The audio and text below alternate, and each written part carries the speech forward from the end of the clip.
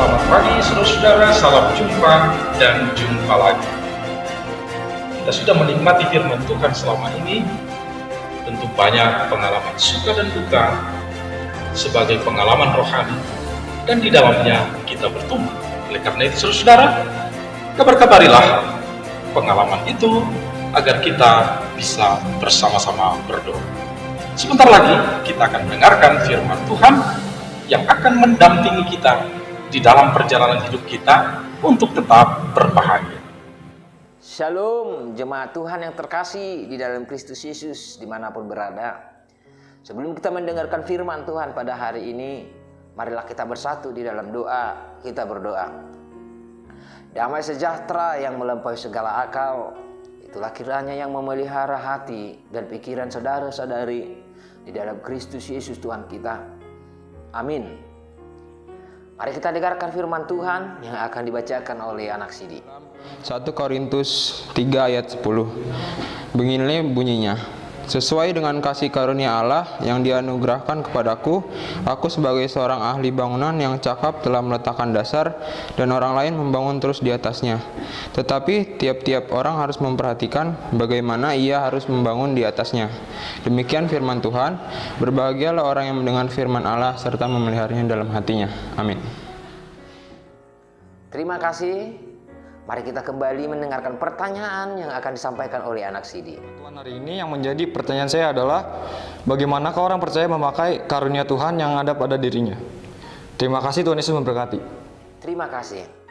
Saudara-saudari yang terkasih dimanapun berada di dalam Kristus Yesus, saling mendoakan di dalam pelayanan. Itulah panggilan nats firman Tuhan pada hari ini atau renungan pada hari ini untuk kita. Yesus adalah Raja Gereja. Itulah kesaksian iman kita melalui lagu pujian kita, yaitu buku ND nomor 121 ayat yang pertama. Seperti yang dikatakan di sana dalam bahasa Batak, Yesus Raja Nihuria, Naporsea Nabadia, pasu-pasu ma'awon, saya sungguli marohaku manghihuton ho rajakum, pargugui ma'au toktong, pargugui ma'au toktong. Dari sini kita tahu bahwa tidak ada dasar lain dari gereja selain daripada Yesus Kristus itu sendiri.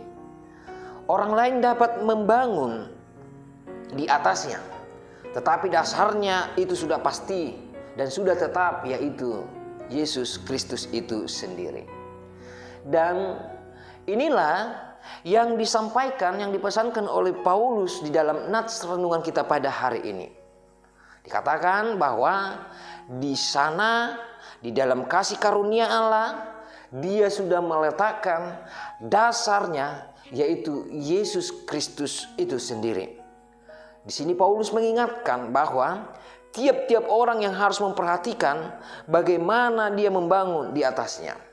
Entah orang itu membangun di atas dasar ini dengan emas, perak, atau permata, kayu, rumput kering, atau jerami. Karena nanti pekerjaan orang-orang itu masing-masing akan nampak.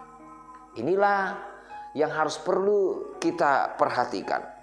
Mengapa hal ini perlu disampaikan oleh Paulus? Sebab Paulus melihat bahwa di tengah-tengah jemaat itu sudah ada perpecahan. Di dalam ayat yang ke-22 dikatakan, baik Paulus, Apolos maupun Kepas, baik dunia hidup maupun mati, baik waktu sekarang maupun waktu yang akan datang, semuanya kamu punya. Tetapi kamu adalah milik Kristus dan Kristus adalah milik Allah. Artinya, janganlah ada perpecahan di tengah-tengah jemaat dengan menyebut dirinya, yaitu golongan Paulus, golongan Apolos atau Kepas. Semuanya itu adalah jemaat Allah. Semuanya yang ada di dalam jemaat Korintus itu adalah kepunyaan Allah. Jemaat Tuhan yang terkasih di dalam Kristus Yesus, belajar dari firman Tuhan hari ini, mari kita untuk tidak saling membanding-bandingkan pelayanan kita di tengah-tengah gereja kita masing-masing. Supaya apa? Supaya tidak terjadi perpecahan di dalam gereja itu. Jika ada para pelayan dengan kelebihan-kelebihannya atau dengan anugerah yang diberikan Tuhan kepadanya, maka biarlah itu dilakukannya hanya untuk kemuliaan nama Tuhan dan tidak perlu dipersombongkan. Tetapi jika ada pelayan di dalam kekurangannya, baiklah kita saling menolong dan saling membantu di tengah-tengah pelayanan. Di sana akan kita dapati, yaitu saling memperlengkapi, baik itu kelebihan, baik itu kekurangan di tengah-tengah pelayanan-pelayanan kita di dalam jemaat atau gereja. Sebab di setiap pelayanan kita hanya mau meninggikan nama Kristus, nama Raja atau dasar gereja itu sendiri, bukan meninggikan nama lain atau meninggikan kita.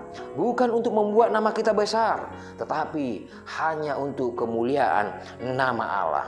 Oleh karena itu, saudaraku yang terkasih di dalam Kristus Yesus, apapun karunia yang kamu miliki, yang telah diberikan Tuhan kepadamu, di dalam itu kamu harus pakai di dalam pelayanan di jemaat itu untuk kemuliaan nama Tuhan, supaya jangan ada yang menyombongkan atau memegahkan dirinya. Biarlah Tuhan yang termuliakan atas apa yang kita miliki sekarang ini, dan karunia yang Tuhan berikan itu pakailah untuk kemuliaan namanya. Tuhan Yesus memberkati. Amin.